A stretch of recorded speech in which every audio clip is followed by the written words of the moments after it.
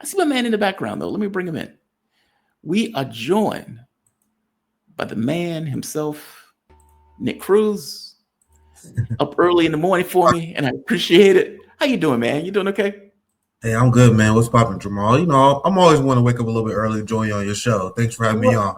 well, I thank you for that, man. I thank you for it. He is Nick Cruze, citizen journalist, founder of Revolutionary Blackout Network. He also has his own YouTube channel. Um, yeah, man, I'm glad that you could join me. I really am. Yeah, Um, good to be I here. we so on my time zone, the presidential address was what 9, 10, 11, 12, 1, 2, 3, 4, 5, 6. It was 6 a.m. And I was eagerly awaiting because a lot of people thought, all right, we're about to be at war.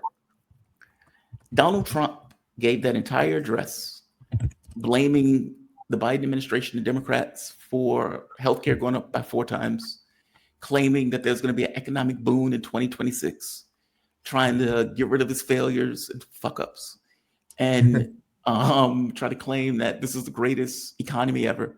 Now, the fact that you have to do this in a presidential address means that these things aren't true, right? It Yeah, means that you are trying to, because usually a presidential address is something massive is happening. I've started airstrikes in Iraq. I have attacked Iran. I've done whatever. He didn't mention Venezuela once. And everybody and their mama assumed that this was going to be about Venezuela, considering he put out a tweet calling for a full naval blockade of Venezuela. What do you make of this? I was fascinated by this. It was a 19-minute speech of pomp and nonsense. yeah. I actually covered it live because I usually go live on Wednesday evenings, and I Mhm. regretted it immediately after covering it. It was so boring.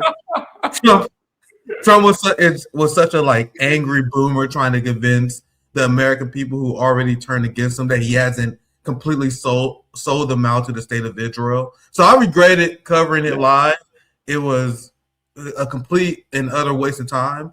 But I want to get your thoughts on this as well because do you think Tucker was lying? Because I don't think Tucker Carlson was lying. You know what I mean?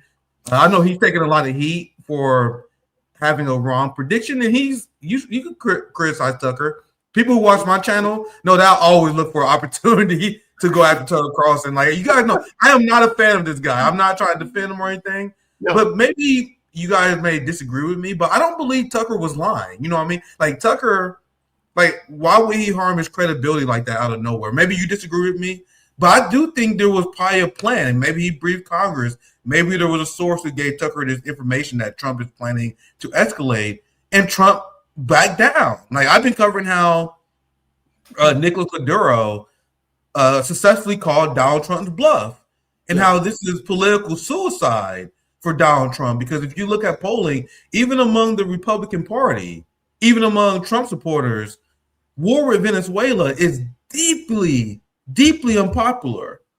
Even though they're not opposing the war on principled anti-imperialist reasons like we are, you have massive pushback even from the neocon corporate establishment. Like you have the New York Times, Washington Post. Once again, not coming at this issue from an anti-imperialist left position. They're Yeah. upset because Donald Trump is not following procedural rules and methods. So they're upset that Donald Trump, Democrats, they're upset he's not seeking congressional approval.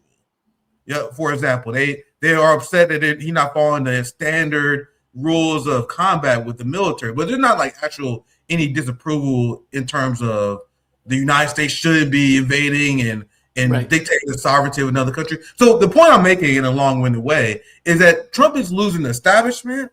He lost his voter base, and you had the UK and Germany who pledged to block information sharing with the Hmm. United States, which is huge for the UK and these United States client states in Europe to be like, no, we're not going to give you guys any intelligence for Venezuela. You guys are out of your mind. So Donald Trump, think about it like this, Jamal, is losing support from his own base.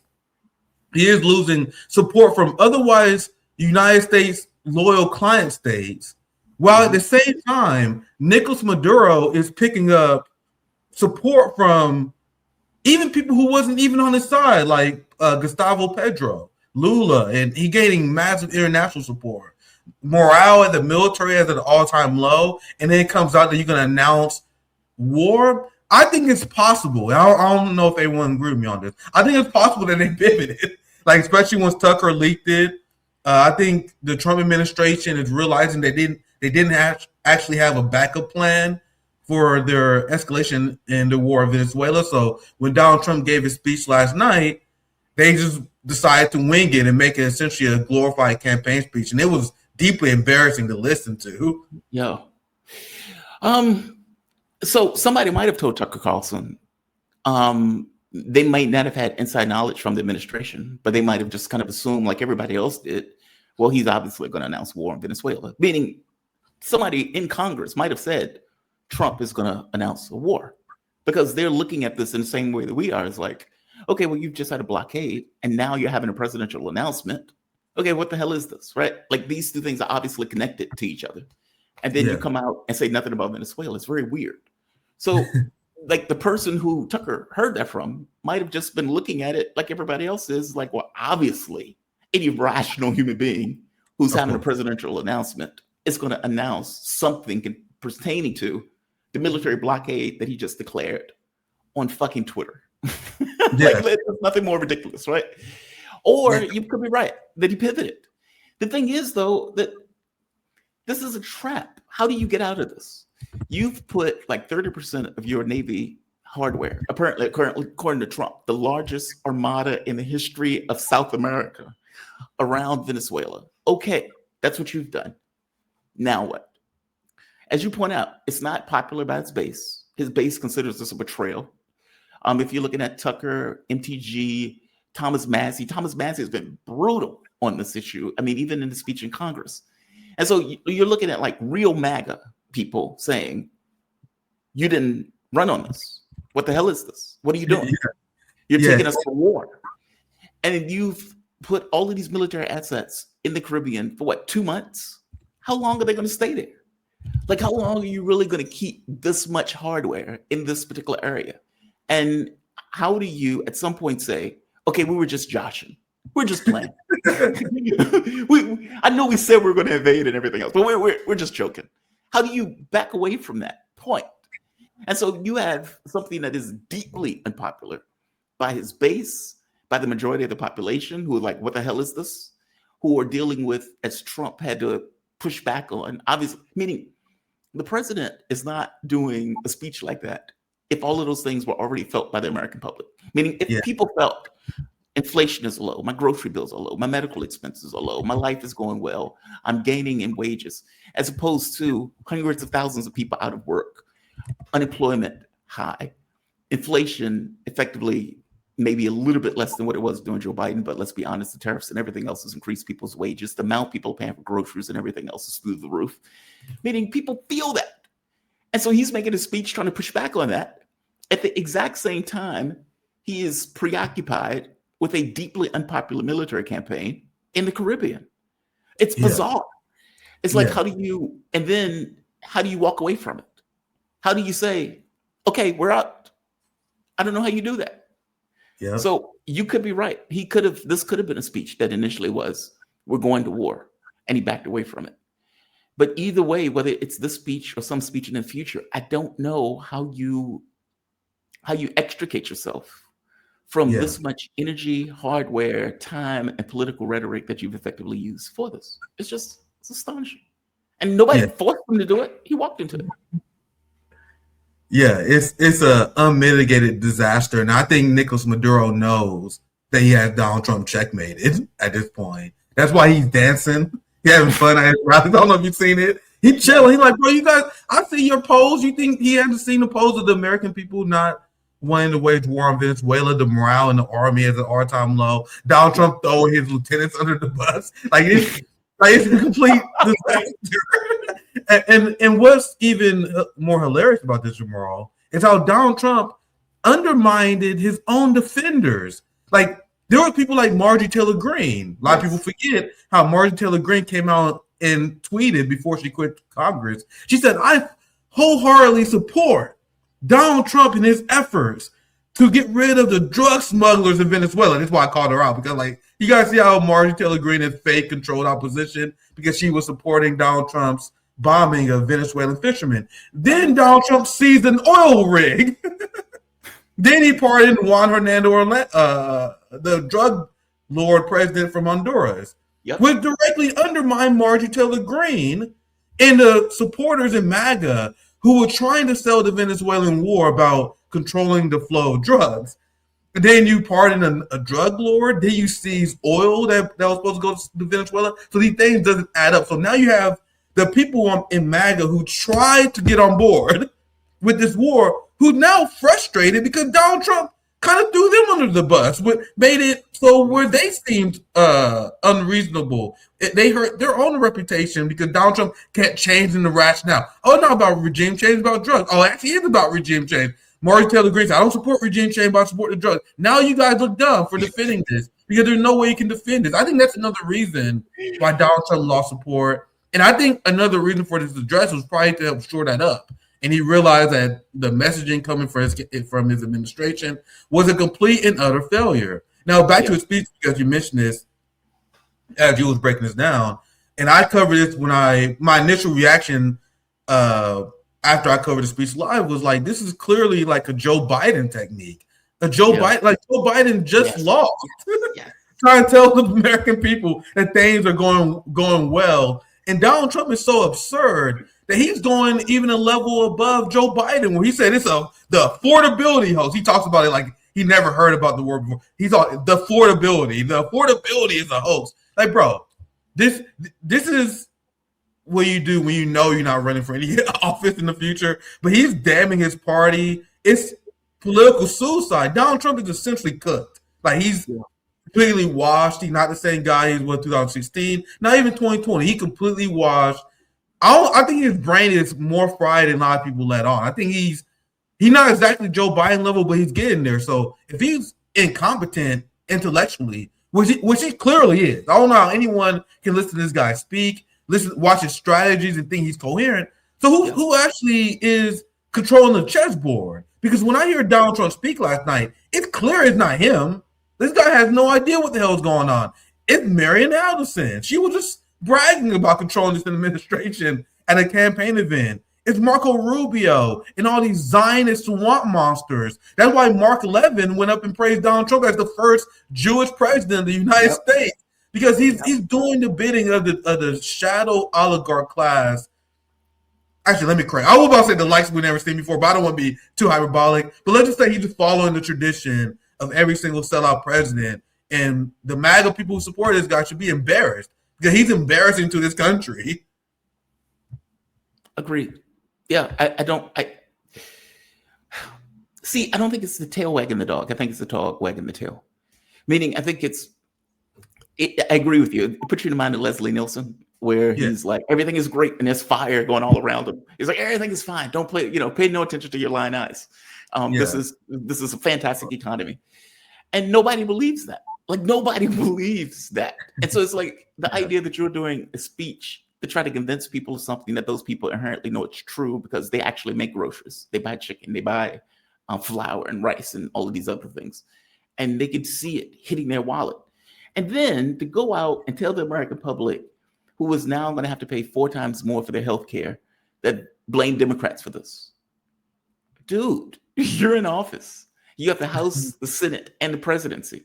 How are you saying blame anybody for anything when you have effectively absolute power over the mechanisms of this process, and went to a government shutdown in order to ensure that those people will pay 4 or 5 times more, or 3 or 4 times more for their health care?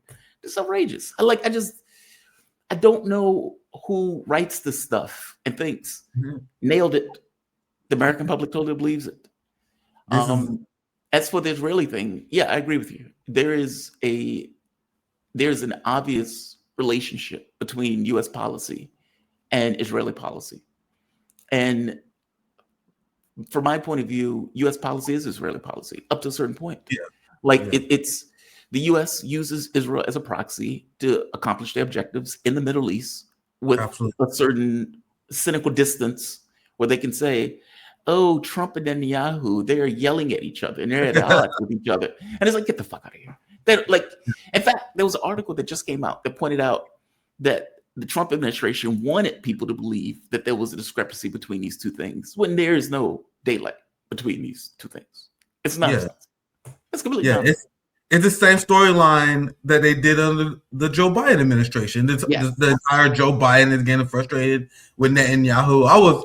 I'm always shocked at the audacity of the ruling class, because I know that they repeat storylines and stories, but I didn't expect that they would repeat that one. Like, when I saw that they repeated the Netanyahu Trump frustration angle, I'm like, okay, you guys are completely devoid of any sort of creative techniques on how to manipulate the masses anymore, because you're just repeating the same damn storylines. You guys know that there's another storyline about Friedrich Merz, the BlackRock prime minister of Germany. He lectured Netanyahu about seizing land in the West Bank, and they made this whole big deal about how Germany is frustrated with Israel, even though Germany just lifted the arms embargo on the state of Israel, and they cited the ceasefire. And that's why the ceasefire was a massive scam. Jamal, I know you know this too, because now you have all these European countries that was flowing the idea of having arms embargo. They're like, look, there's a ceasefire in Gaza now. Now we can resume our arms shipments. Okay, if Israel doesn't plan on waging war, why do they need arms shipments in the first place? So you guys are sending them arms shipments, and they're continuing their genocide in Gaza. And they are effectively engaging in the annexation of the West Bank as we speak right now. And Germany and the European countries are now like doing this thing with we want to wag your finger over the West Bank while still sending weapons. The same thing that Donald Trump is doing. Donald Trump and his administration apparently scolded Netanyahu for violating the ceasefire while protecting Israel every step of the way on the international order. It's the same lame tricks that worked on the boomers, but it's not working on us. And because we see through the tricks and the mirage that they laid out in front of us, and you explained perfectly my position. I think it's like the debate is mostly about the chicken or the egg. Like, does the United States run Israel? Does Israel run the United States? I think you explained it perfectly. Like, Israel is a colonial outpost of the West. It's something that they are deeply, deeply invested in because it's their pet imperial project on the chessboard of this Game of Thrones game that they play on the world stage. So the same way that they use Taiwan as an imperial outpost to destabilize China, the same way they are using Ukraine as an imperial outpost to destabilize Russia, Israel has been, and this is what Malcolm X and Kwame Ture laid out, how it was a plan by the imperialists in order to colonize the Middle East. So they view the Middle East as theirs. And if you study generations of the ruling class, like when you look at Napoleon, when you look at all these European conquerors, it's been something that's been an ambition of theirs for generations to tame the Arabs, to tame the Middle East. And now they have the audacity to do the unthinkable, to tame China using Taiwan. Like these are imperialist strategies that they are engaged in. So when people wonder why they're willing to engage in mass censorship and essentially implement fascism, because the UK and Germany is an outright fascist state. And you can make the argument about the United States. You guys know I'm a Marxist. I love making the argument about the United States, that it's a fascist state, but it's completely undeniable that the UK has descended into full-blown fascism to protect their pet colony, Israel. You know, they're arresting nearly 30 people per day in the UK, which is by far the most in the world. There's not even a close second. As the UK is mass arresting citizens for opposing Israel, those same people will turn around and tell you how Russia and China and the DPRK is extremely authoritarian. So the West has completely fallen to Zio-fascism. And in the debate, because there are a lot of people like, man, you can't say that Israel runs the United States. You can't, because it's one machine. No, it's an entire imperialist project. And whether you want to say Israel controls the United States run Israel, to me, I think you should change your messaging based on what works for your audience if I'm going to be 100% real, because I don't think that Israel runs the United States. Like, I don't personally believe that. But if I'm talking to a MAGA person, if I'm talking to some redneck, you goddamn right, I'm gonna tell you, hey man, our government is completely occupied by Zion. Yeah, I they will will believe tell you that. that because that's how you Yeah. convince people. Because it's not like untrue. It is who controls who. To me, it's just more of a nerdy debate. But I use whatever talking point you need to use to turn people against Israel. I think the best thing you can use on white America as a whole is telling them that Israel occupies the United States. It's a very great talking point. We got to engage in propaganda too, guys. Even though I don't even necessarily agree with it, I would say, hey, man, we got to take our country back. You know, they love saying that kind of stuff. We got to take our country back, Jamal. I'm like, yeah, let's take our country back from the Zionist scourge. And I think that's really, I think use whatever talking point helps. That's why Yeah. I'm in that camp. You know what I mean? Let's say use whatever works. If you need a hammer, if you need a crowbar, whatever works, whatever dislodges them. What do you? I mean, I had this conversation, I think, with Caleb, where we were having this conversation about working with MAGA or people on, let's say, specific items, like basically working with people on the particular items that you agree with them on. And there was pushback on that point from the audience member saying, well, he only saying that because he's white.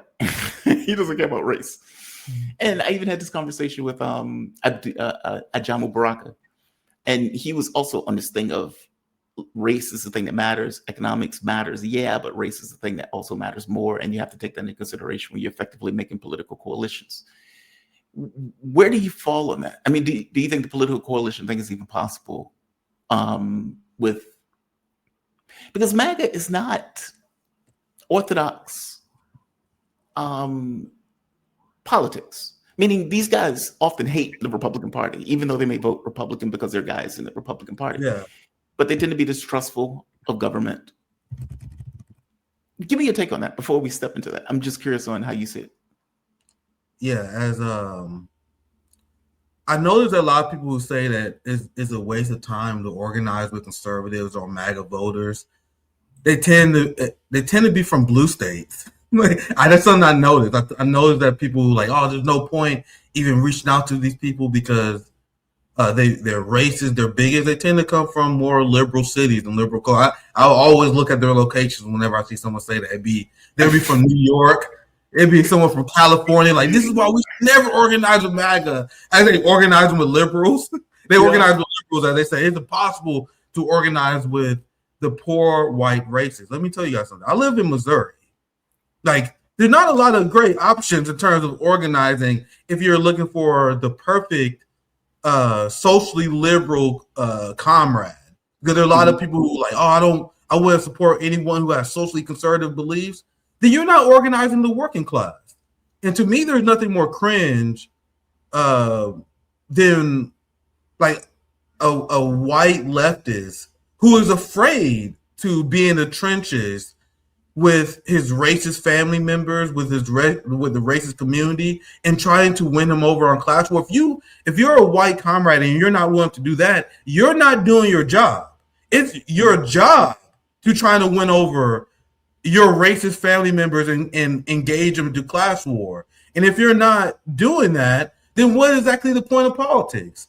And I strongly reject the idea that we should organize based on race or that we shouldn't try because someone is white or whatever. That's absurd. Like, if you look at history, the history of the human race is the history of the working class organizing based on race. And if you study history, you know that the concept of organizing based on race has been a massive, gigantic failure. Like, poor white peasants, they was manipulated by the ruling class, the rich white elites who manipulate them to hate people who look differently than them, and many of them fell for it, which is why life expectancy rates in London was so pathetic in the 1800s, 1900s. That's why there's so many poor white Americans. Think about how pathetic your resistance is. You're poor and white in America. The United States stole trillions of dollars, trillions, from Africa, from South America, and through multiple imperial conquests in the Middle East. But despite all these imperial conquests, they still left your ass poor and white. Imagine being poor and white in the United States. So organizing based on race hasn't helped you and your family. And I will make the argument that Black people organizing based on race is obviously a failed strategy as well. Because I think the civil rights movement was largely left undone. It was only possible because of allies. But if you're black and you believe that we should organize based on race, it's playing the scourge of the black neocon capitalist class. The most diehard Zionists, the most diehard neocons in Congress are members of the Black Congressional Caucus. The reason why black wealth is suffering is because the black capitalist class exploits black labor. So when you see people like Kamala Harris, Barack Obama, and the morally bankrupt black neocon class, how can anyone make the argument that we should organize based on race? That we should trust someone based on the color of their skin? You absolutely should not, because we know that all skin folk is not kinfolk. Right. So if you understand what I'm saying with it, and I know I'm going long-winded here, Jamal, no, but I'm saying all this for a reason. So if you know that organizing based on race is historically a failed proposition that has never helped the working class of any country, and I will make this argument to anyone, show me an historical example of people organizing based on race, and that directly led to them overthrowing the ruling class and them leading to a boom of prosperity for the working class. It is the exact opposite. The ruling class uses race in order to distract people and have them vote against their own interests. So I am someone who look at the lessons of history. A lot of people don't. Most people are historically illiterate. I explained on my channel that I got into history. I was into history before I was in politics. And if you study history, the only valid struggle that there is class struggle. How do you end racial tensions? Our brother Fred Hampton knew this decades ago. Our brother MOK knew this decades ago. So to see black intellectuals walk backwards from that and say, oh, we can't trust the poor white people, that's absurd, because that is not our revolutionary history. That's not what our ancestors preached. MLK preached the Rainbow Coalition, getting poor white people together to oppose the Vietnam War and the capitalist class, and they killed his ass for it. Fred Hampton said we need to organize and have free breakfast programs, mutual aid programs, despite it doesn't matter what your race is. And this is during an era where many people were still advocating. There was a big debate over segregation. So to me, I think the answer is unequivocally class war, and I can't stand the race reductionists. You know what I mean? The people who say, oh, you can't trust these people because no, you can't trust the capitalist class. Period.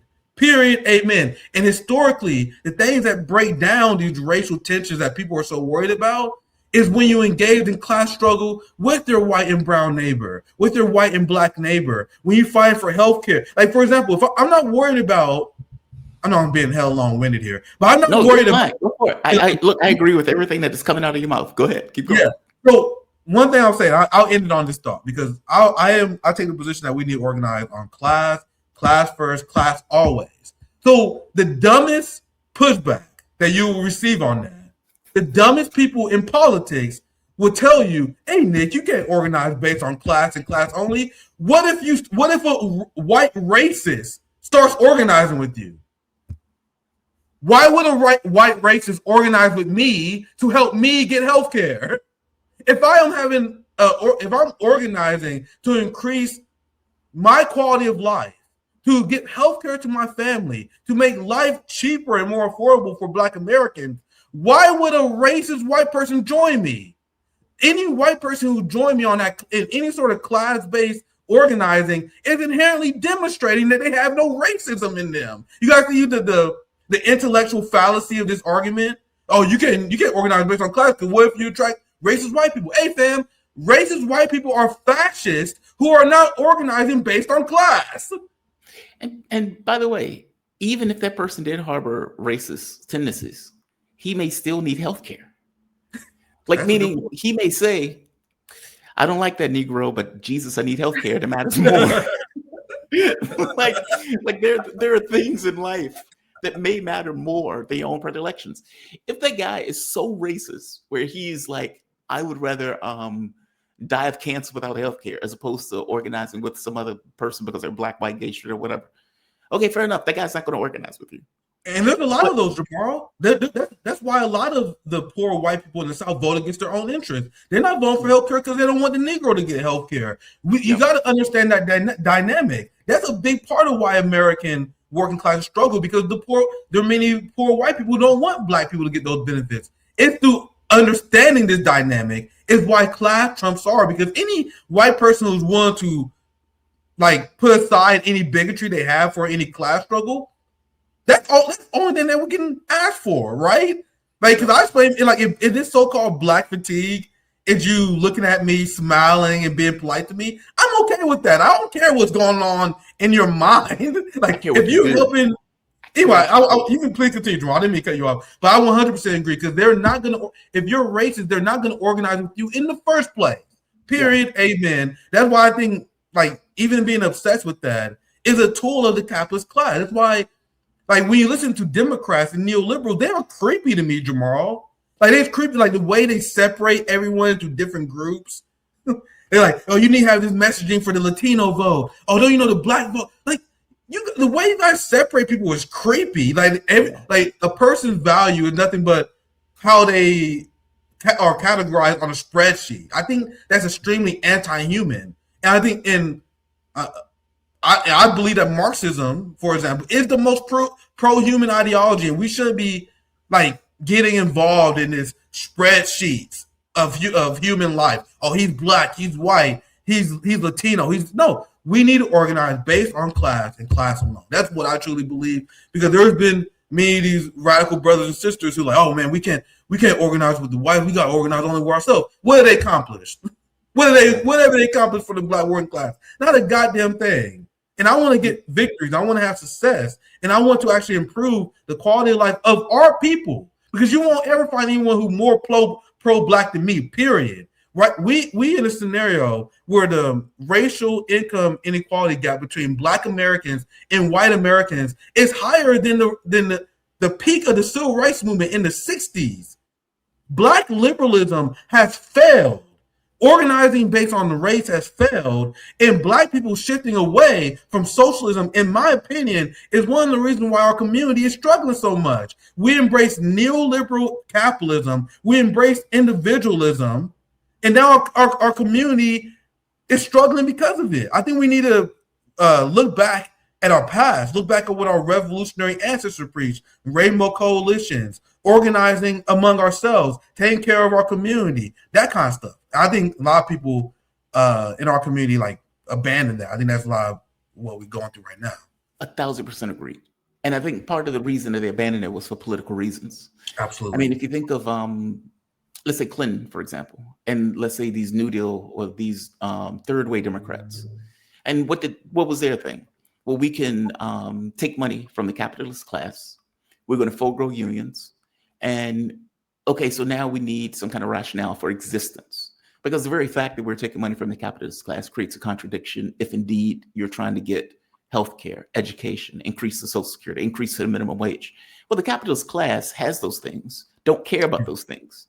And so what are you going to use as a political vehicle? Oh, I know. You're white, you're black, you're gay, you're straight, you're trans, you're hermaphrodite, you're Eskimo. Meaning you have all of these different features, and your identity is super important to you. And we care so much about your identity. Hey, don't worry about the economic stuff. Let's focus on your identity stuff. And so then you get trans kids and surgeries, whatnot. And this stuff obviously gets played up by the Republican side, but they focus on issues of identity. So, hey, we put this trans person into this leadership position. We put this black person into this leadership position. Here's this Hispanic person who knows your pain into this leadership position. And they don't do a goddamn thing for you because that's not their mindset. Being put there. It's almost like the shiny object is enough. And to your point, the shiny object is not enough. Like self-interest is a powerful thing. And regardless of your race, sex, whatever else, if you have kids, if you have a house note, if you got to buy groceries, if you need the cost of rent, all of these things are going to bite into you just like it bites into everybody else. That seems to be a better organizing principle as opposed to, hey, you're black, so let's work with that, or you're gay, or you're whatever. The economic the stuff that's, the pains of life seems to be the thing to organize around. And that seems to be more effective. But if you're a political entity and you are getting billions of dollars to run, then maybe that's difficult for you to use as a political vehicle when you're taking money from the very people who you are effectively, ostensibly organizing against. So no, I agree with you on this. I think it's more of a political ploy by, let's say, a political party that sold its soul every bit as much as the other political party to oligarchs. Yeah. And they can't bring themselves to go in that particular direction because that direction contradicts how they make their money and how they make their political career and their life. No, I agree with you. 1,000% agree with you on this. Economics matter more. Yeah, I think this is a great conversation as always, my brother. But I just want to, I think we need Black liberals to understand they're having a hard time admitting this. Like if you talk to like Black boomers, like older Gen X Black liberals, they will have a hard. I don't think they will. I don't know they will admit this. I don't know if Black liberals will admit this as a whole, but representation failed. Like you understand their theory, right? Like I want to take this time because I want to win. Like take this time and forgive yourself. Like if you was wrong about this, it's okay. Move on. Learn from your lesson. The problem is people are stubborn, Jamal. Like they don't want to be known as that motherfucker who was wrong for decades because their theory of the case, the Black liberal theory of the case, since they decided to reject socialism and class war, was that all we needed was representation. Meaning, if you have Black faces in high places, they will naturally represent the interests of an entire race. So instead of engaging, you see how ridiculous that sounded at face value because we know that failed, but there's been a dominant political strategy of minority groups in the United States that the ruling class brainwash people into thinking is a legitimate strategy. And if you think about it, it is actually a more deranged form of race science than what you see from Nazi right-wingers. It's liberal race science, as if like a member, like all members of race are connected like with telepathy or whatever, and all you gotta do is vote for a Black senator, and that Black senator will represent the interest and share the interest of every single Black person because we are inherently connected by our race. You gotta see how that's liberal race science that goes way beyond the shit you hear from Nazis. The idea that all you gotta do is just vote for someone who look like you. Can we admit that failed?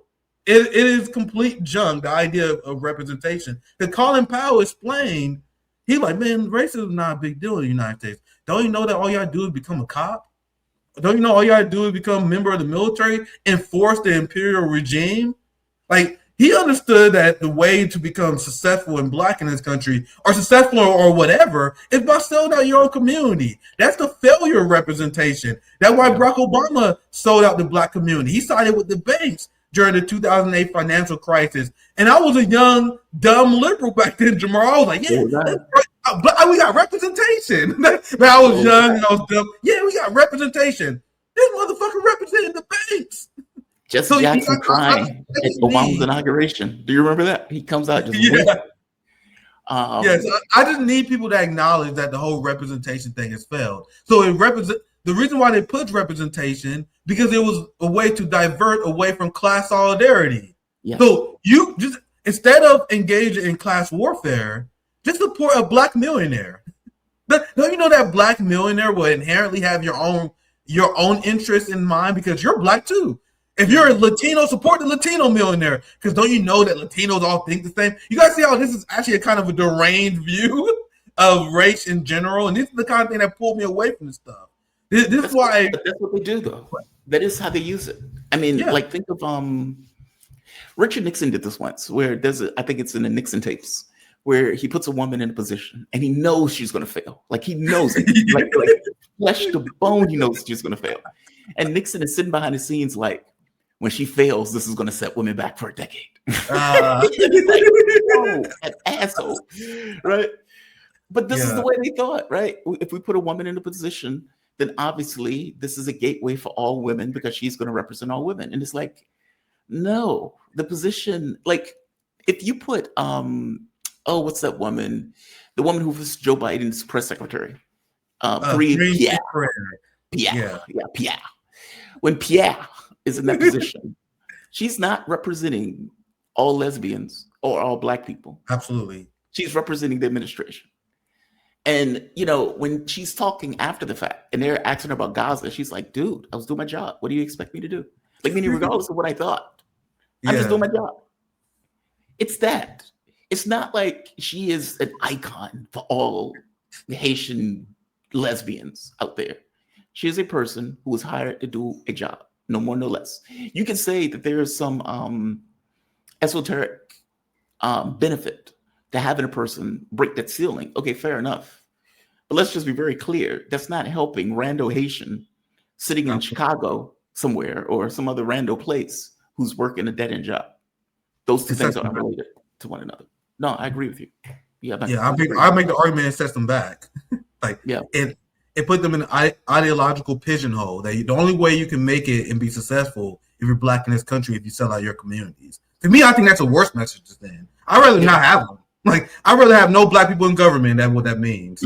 Like, I want the message to be clear that, you don't get power in this, if you're Black, if you're selling out our community. To me, I think that's a negative. Like, I think representation is important because if you had to sell out, get your position in the first place, it's a harmful message sent to our communities. And Cruze Jean-Pierre is fucking hilarious because you referenced the interview, which I think one of the funniest interviews I've ever seen, because she was asked point blank, she's like, hey, there are a lot of kids who died in Gaza. Kareem, do you regret any of that? And she was like, no, I don't regret that at all. Just do my job. Like, complete psychopath. Like, imagine being that much of a psychopath. Like, do you regret all the dead kids in Gaza? She's like, no, not really. I don't give a fuck. like imagine being that much of a career climber, bro. If you guys haven't seen it, watch that interview. She's a straight up psychopath. She knows she don't have to play politics anymore. She's like, I don't regret anything I did. I got the bag. I don't give a fuck about any of that. But see, that's the wild part. You guys are comfortable organizing with her? Like, so if you're one of the people that... Go ahead, Jamal. No, I'm sorry. I was just going to say, that's the wild part. It's almost like you have to be that person to even get to that position. Yeah. And if you're one of the people who believe that we should organize based on race, you tell me that I'm supposed to organize with this psychopath, Cruze Jean-Pierre? I don't want her anywhere near me or my community. Like, she can party with the white boys for our care. I don't want her anywhere near me. That's why I reject that, because that in order to climb as a Negro in the West, you have to be a psychopath. You have to be someone like Cruze Jean-Pierre and Colin Powell. You got to be like Cory Booker and all these sellouts, because I explain it on my show all the time, because people talk about Jasmine Crockett, who's another psychopath. Like another, she voted for, you got to feel like she voted to defund UNRWA. She voted to starve Palestinians. And then you got these Black liberals like, if you don't support Jasmine Crockett, you're a racist misogynist. And then I was bashing Jasmine Crockett, and Black leftists were bashing her, obviously. And they were like, see, this is just another example of the inherent misogyny in Black men. Like, with my criticism. Meanwhile, your girl boss is voting to starve children. And you guys realize that this is a ongoing negative implication of Barack Obama, because it's not something to brag over because the bar is low. But before Barack Obama, the Black Congressional Caucus was the most anti-war caucus in the Congress. Yes. Not anything to brag about, but it is something that you can note. Yes. Barbara Lee voting against the Afghanistan war, for example. Yes. Then what happened, Jamal? Barack Obama became president. And Barack Obama became president and immediately broke the brains of an entire generation of Black liberals, where they went from anti-war to extremely neocon in order to justify the actions of Barack Obama. Yes. And that still haven't changed. Yes. Like, the Black Congressional Caucus is full of Jasmine Crockett's who watched Barack Obama, and they realized, like, oh, the best thing for me in my career is to be some sort of charismatic Black figure, while at the same time supporting the empire. Barack Obama and the negative effect of his presidency will be felt for generations. We are still just scratching the surface, because now we got an entire generation of Black leaders who are just outright neocons and Zionists. Why are they neocons and Zionists? Because they had to be in order to defend Barack Obama's presidency when they was young DC staffers. Yes. You know, when they was rising the ranks. You had to defend Barack Obama in his drone strike program. You had to defend him overthrowing Libya. You had to defend him in his conquest of Syria. So if you're doing that during your entire political development, we have black boomers who are obsessed with arguing with the conservatives who rightfully annoyed us, like the Rush Limbaughs, you know what I mean? But you've been entrenched in defending this war criminal so much that you shifted the entirety of the black community to the right. Why is there New York Democrats voting for Eric Adams in New York? I know. That's why I had to fire our dude, Jamal. I'm trying to wake up our community, man. Like, black liberalism rotted the brains of our community. Like, the idea, like Zoran Mamdani, I don't like the guy, but he only won the youth black vote. But meanwhile, every single black person above the age 40 is voting for neoliberals. What the fuck happened? What happened? Yeah. I can write a book about it, but I spare you your audience. I think black celebrity culture, Beyonce shaking her ass for the DNC, that's another big part of it. I can write a book about that, Jamal, how the black sellout class preached neoliberalism, individualism, materialism. All these things had a negative impact on our culture. We was about collectivism.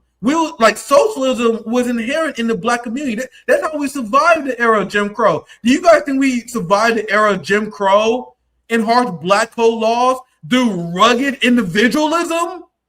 You think that's how we survived it? No, we always engaged in collectivism. The Black Panther was an explicitly black Marxist-Leninist organization. And then you have fucking black liberals. You have these capitalists like LeBron James. They have books of Fred Hampton and pretend they're fans of the Black Panthers. Hey, asshole, the Black Panther was explicitly Marxist-Leninist. Okay? All right, I end my rant there. I can continue all day, but go ahead, Jamal. No, like I said, preach. You're absolutely right. It was a black hand on the bullet or on the gun or the missile, and at that point it was okay. It was like, well, Obama's doing it, so it's okay. That was always the thing, right? They didn't take issue with it, and then people say, well, what if that's Mitt Romney's hand on it? Well, we're more uncomfortable in that sense. You should be uncomfortable with his hand on it too. It's like, he's a guy. It's just like. And, Obama's thing was always you could be a president that just so happens to be black, but you can't be a black president. That distinction mattered to him in the way that he thought about the office. So I saw, I'll say this quickly here. There was, I was in the space and someone was explaining how it was very jarring to be in Iraq and see black soldiers occupying Iraq. You know what I mean? And there was a story about these soldiers in Syria last year. Like there was the big thing about how. By the way, Vietnam also, but please continue. Yeah, Vietnam is another great example. Fantastic example of black soldiers being foot soldiers for the imperial regime. Yep. And then there was a story, and I covered this, and I was very harsh when I covered this story because there was a story of the 3 black soldiers who died in Syria. This was maybe last year, and then the pictures came out. And it was 3 black people in Syria, and then they had.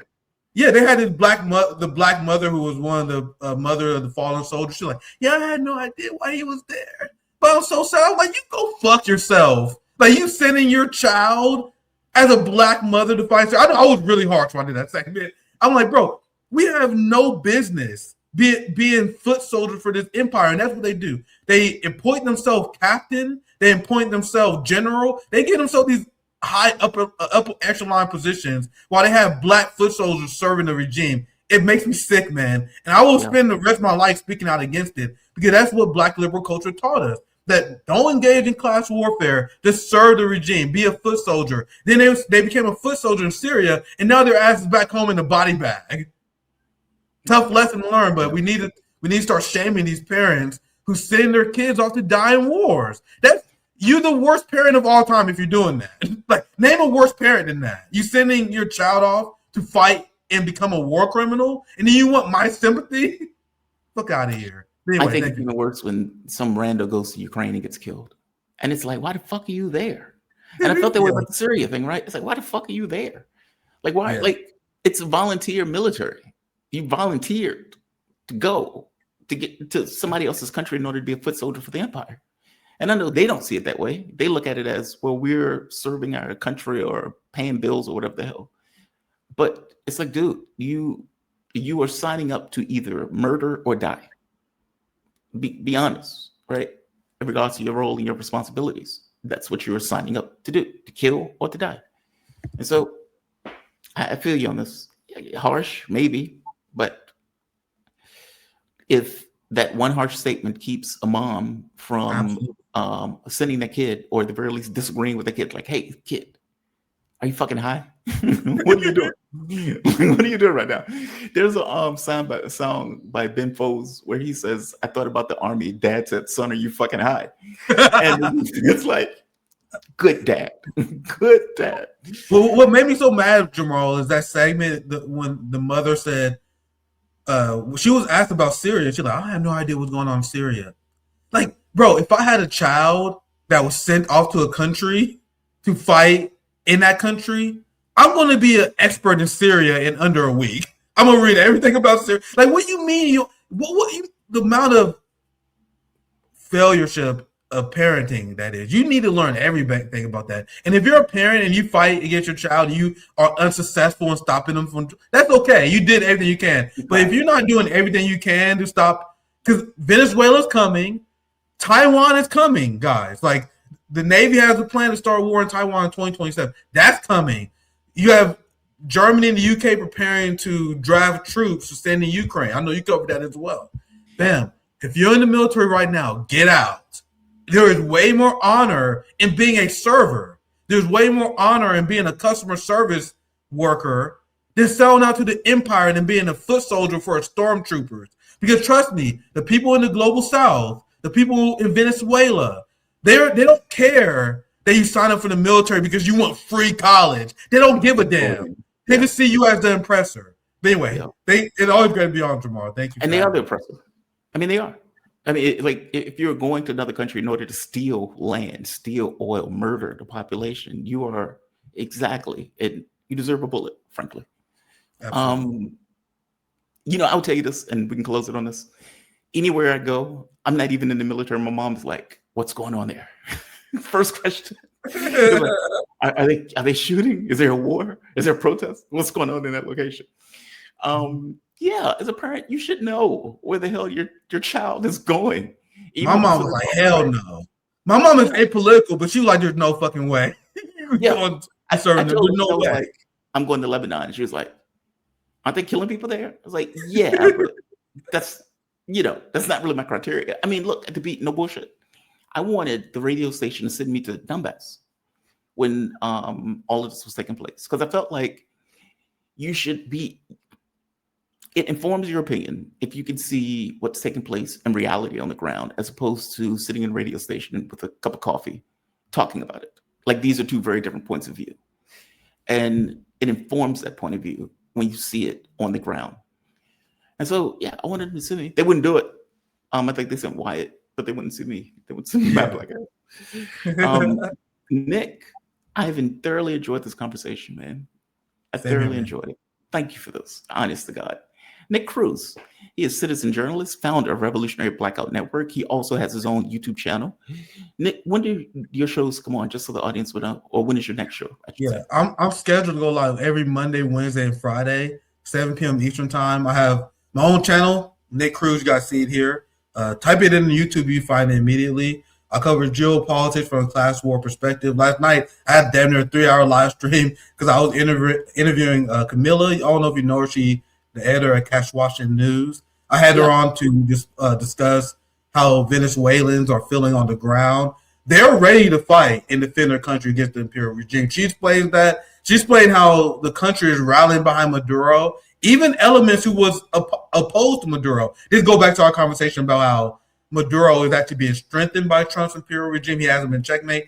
That's a whole conversation that we had on our channel. So I interviewed her and also had my live reaction to Trump's speech, as well as covering a lot of other breaking geopolitical news. So make sure you guys follow me on Nick Cruze.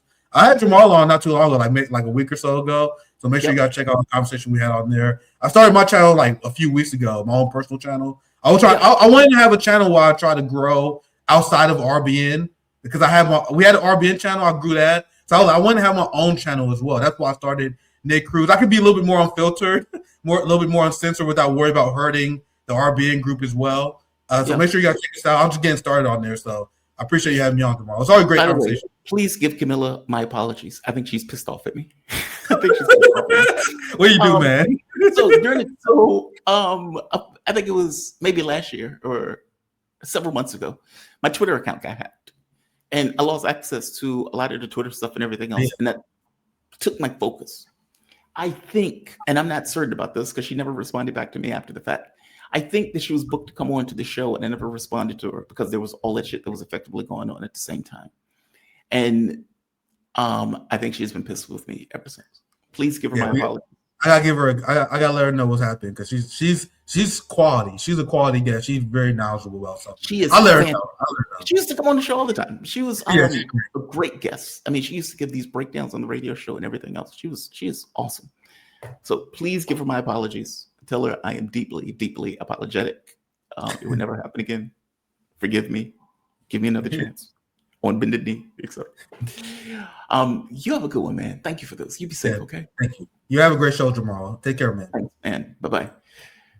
All right. We have reached the end. We have reached the